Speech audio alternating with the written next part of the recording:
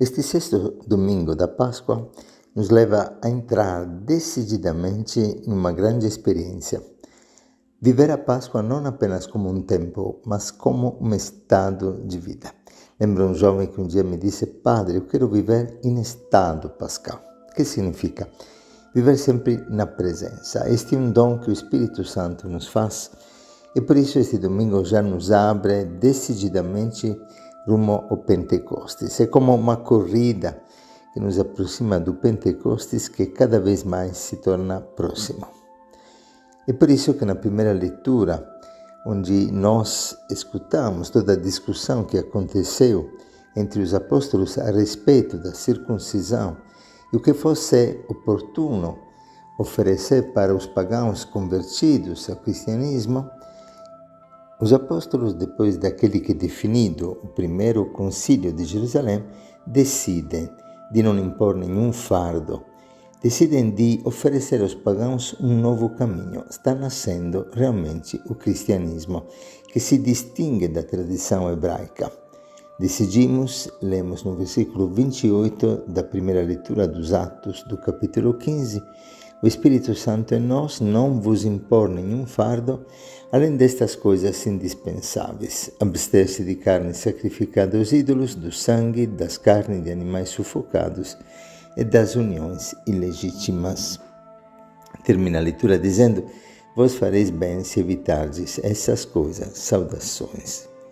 E assim Paulo e Barnabé voltam para Antioquia, junto com Judas e Silas, para poder dar para a comunidade de Antioquia esta orientação, uma orientação nova, algo que o Espírito Santo está suscitando, e nós vemos nisto o agir do Cristo que vive na sua igreja. Páscoa é descobrir que Jesus realmente é vivo na igreja, se manifesta na igreja, aquele Cristo ressuscitado que se manifesta 18 vezes, segundo o Novo Testamento, em diferentes aparições, agora continua a manifestar-se através dos apóstolos. O Espírito Santo em nós.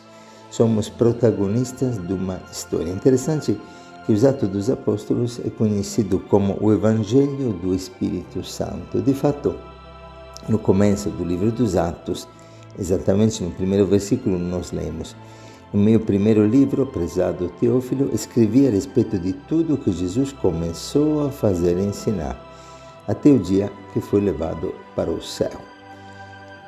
É interessante. Significa que nos Atos é relatado aquilo que Jesus continuou a fazer e ensinar. De que forma? Através da sua igreja. Não é por acaso que na conversão de Paulo, o Cristo se revela como aquele Jesus que Paulo estava perseguindo, em outras palavras, a própria igreja. Paulo perseguia a igreja é o próprio Cristo. Jesus continua a escrever uma história de salvação através dos seus discípulos, através dos seus apóstolos. Ele é o Senhor que dá vida. E qual é a função do Espírito Santo? Substancialmente, aquela de gerar Cristo em nós, de deixar Cristo viver em nós, e também de abrir os nossos olhos para que possamos reconhecer Cristo, seguir Cristo, acolher Cristo na nossa vida. O Espírito é dado sem medida. O Espírito Santo é o amor derramado nos nossos corações. Entramos então nesta aventura, uma aventura de uma experiência profunda do Espírito Santo que torna viva a presença de Cristo no nosso meio e que mantém viva a sua memória, lembrando-nos tudo aquilo que Jesus disse, mas também ensinando-nos a cada momento todas as coisas, como lemos no Evangelho, tirado do capítulo 14 de João, do versículo 23 ao versículo 29. O Senhor, em toda a Bíblia, tem um único desejo, aquele de fazer morada no meio de nós, aquele de habitar em nós, porque esse é o desejo do amor. O amor nos leva a morar dentro do outro, não apenas do lado do outro, mas um dentro do outro. E toda a Bíblia é o ecoar daquele grito de Deus depois do pecado original: Abraão, onde estás? Abraão, onde estás? Não era um grito de um pai que queria punir o filho, mas de um pai desesperado que não queria perder o filho, que queria reencontrar o filho que se fechou, se revoltou, se afastou do coração do pai. Deus que amou, busca casa no homem. A vocação de Deus, assim podemos dizer, que é amor, é suscitar amor no coração do homem, para tornar-se habitação do amado. E o amado, respondendo ao amor, se torna casa de Deus. Deus quer habitar em mim, e Deus quer revelar-se ao mundo através do homem que o acolhe. Por isso que, sempre neste contexto da última ceia, Judas, não o Iscariote, dirá para o Senhor: porque você se revela a nós e não no mundo? Porque só quem ama conhece. Os apóstolos, os discípulos que seguem Jesus o amam e por isso o conhecem. E quem conhece encontra, reconhece. Cristo se revela através do amor. No mesmo tempo, tomando em nossa habitação, como lemos no Evangelho, no versículo 23 do capítulo 14, se alguém me ama, guardará minha palavra. O meu Pai o amará, nós viremos e faremos nele a nossa morada. Aí, neste momento, o que acontece? Acontece que se eu sou a morada de Deus no mundo, o mundo conhecerá Deus através de mim. Deus se revela através daqueles que o amam. Ele quer revelar-se a todos, mas através de nós, através dos cristãos, que como outros cristos, como morada de Deus no meio dos homens, como lemos em Apocalipse, manifestam a glória do Senhor, a glória do Cordeiro. Este Cordeiro que nos torna templo, que nos torna presença viva, o Cordeiro que ainda nos chama a dar a vida para os irmãos, porque é o próprio mistério da cruz, o mistério que revela a presença de Cristo na nossa vida. Disto, como Jesus disse nesta mesma última ceia, vos reconhecerão como meus discípulos e terão amor uns para os outros, como eu vos amei, dando a vida uns pelos outros. É belíssimo porque na Bíblia nós lemos em muitas expressões a sede que Deus tem do homem e, no mesmo tempo, o desejo que o homem tem de Deus. No Salmo 27, por exemplo, uma coisa peço a Yahvé, esta só eu busco, habitar na casa de Yahvé todos os dias da minha vida, para contemplar a beleza de Yahvé e meditar no seu santuário. Mas Deus quer fazer em nós o seu santuário. Se eu tenho sede de Deus, se eu tenho desejo do Deus vivo, é porque o Deus vivo quer viver em mim. E antes que eu procure, Ele me procurou. Antes que eu deseje habitar nele, Ele deseja habitar em mim. E por isso, não apenas nós temos o reino de Deus no meio de nós, mas como Jesus diz, o reino de Deus está dentro de vocês. Quando Jesus disse, sempre nesta última ceia, eu vou preparar um lugar, é incrível entender algo maravilhoso. Este lugar não está fora de nós, não está no alto, está no mais íntimo de nós, está no nosso coração, onde o Pai e o Filho, na medida em que nós acolhemos a palavra, vivemos a palavra, guardamos a palavra, eles vêm e fazem em nós a sua morada. Fantástico! O defensor, o Espírito Santo, que o Pai enviará em meu nome, ele vos ensinará todas as coisas e vos recordará tudo o que vos tenho dito. Esta função do Espírito. No Pentecostes, nós sabemos que queremos acolher o Espírito Santo, mas é incrível porque nos Atos dos Apóstolos não teve apenas um Pentecostes. Vocês podem divertir-se a procurar, são pelo menos 13 Pentecostes que acontecem, quer dizer, de grau em grau, de passo em passo. Eu quero cada vez mais tornar-me íntimo ao Espírito e por isso reconhecer o Senhor e por isso ir ao encontro do Senhor. É uma experiência de um contínuo crescimento. Seguir Jesus não é seguir uma série de regras, é seguir uma pessoa viva. Não é obedecer a palavra, mas é amar o Cristo que me leva a obedecer a palavra. Porque quem ama segue, quem ama busca, quem ama deseja tornar-se uma só coisa com o seu amado. O desejo do amado, a palavra do amado, a voz do amado o apaixona e os leva a um segmento cada vez mais profundo, mais vivo, mais entusiasmado pois entusiasmo, a palavra entusiasmo significa mesmo ter Deus dentro de nós. E isso é aquilo que Cristo hoje nos oferece. Precisamos do Espírito Santo, o amor de Deus derramado no nosso coração, que nos leva a viver coração a coração com Cristo, a deixar Cristo e o Pai manifestar-se na nossa vida. E é muito interessante, porque sempre nos Atos nós escutamos que o Espírito Santo se dá àqueles que lhe obedecem. O que significa?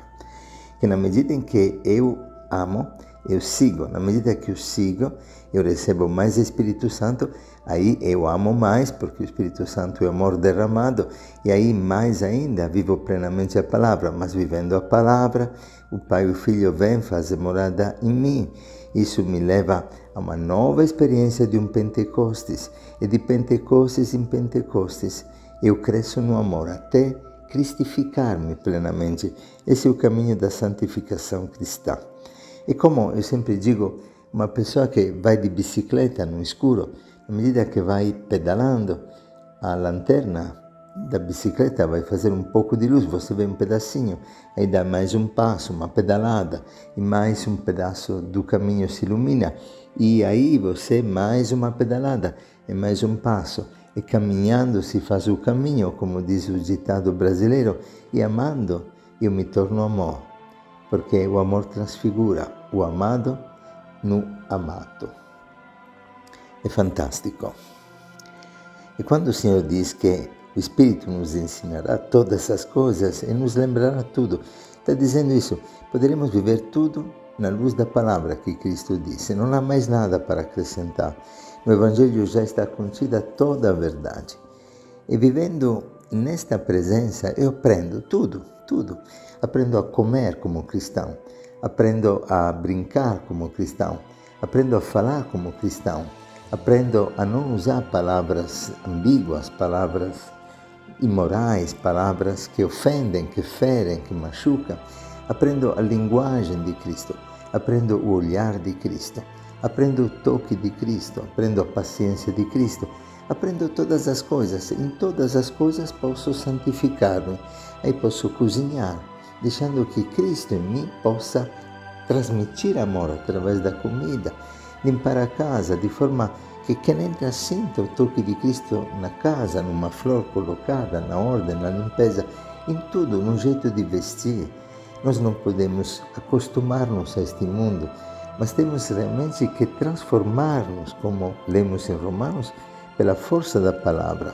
Somos chamados a sermos pessoas que continuamente se renovam e renovam o mundo pela força do Espírito.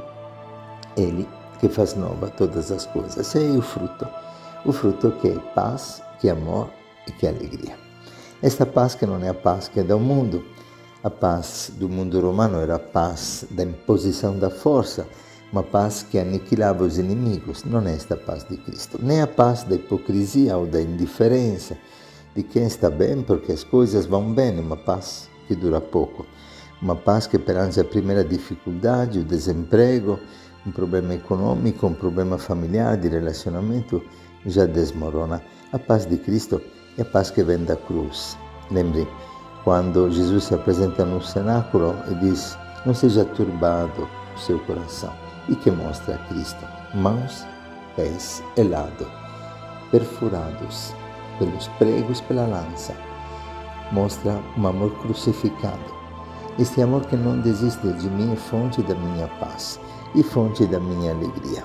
Amor, paz e alegria são os frutos do homem que vive no Espírito Santo.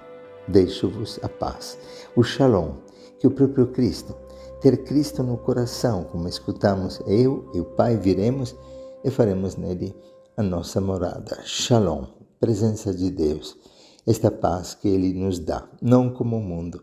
Por isso, não se perturbe de Jesus, nem se intimide o vosso coração.